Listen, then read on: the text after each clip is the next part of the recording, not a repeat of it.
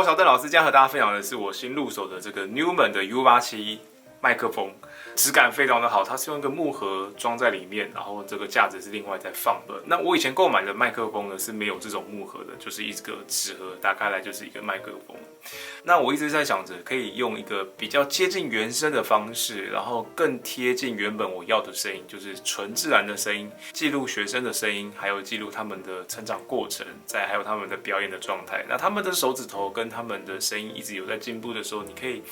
想说，哇，过了半年一年，我好想要记录他们的声音的变化。那我就需要一个更写实的这个麦克风来记录他们。那我们在不用效果器的时候，可以让他听得出来这个声音的变化在哪里。这个呢，就是我过去在使用的麦克风，这个是铁三角的 AT4040，它比较轻，它们两个重量大概差了1.3、1.4倍有，很明显的这一支的麦克风重蛮多的。那这个麦克风呢，就是比较轻巧一些些。当初我在购买这个麦克风的时候，这个麦克风其实是在这个价位带里面，我觉得算 CP 值很高的。然后一般的麦克风大概过了2、3千的才会比较有很明显的升级，然后麦克风越后面升级的这个坡度就会越来越缓，越来越缓，就是后面的 CP 值其实越来越少了。但是我就想说，麦克风是一个很不像一般的消费电子产品，它非常的保值，不像我可能买了相机或者是手机，过了1年就掉了多少钱。但是麦克风大概用20-30年，其实还是维持一样的价值，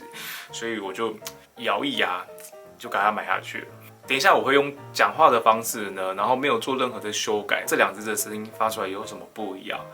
最后呢，我还用演奏的方式来比较这两支麦克风有什么差别。那希望这个麦克风呢，可以一直陪伴我下去，演奏啊，或者是表演啊，或者是记录一些生活。希望这个麦克风更呈现原本的声音给大家哦。Test， 这个是 Newman 的麦克风 U87，这个是铁三角的麦克风，听听看有什么差别。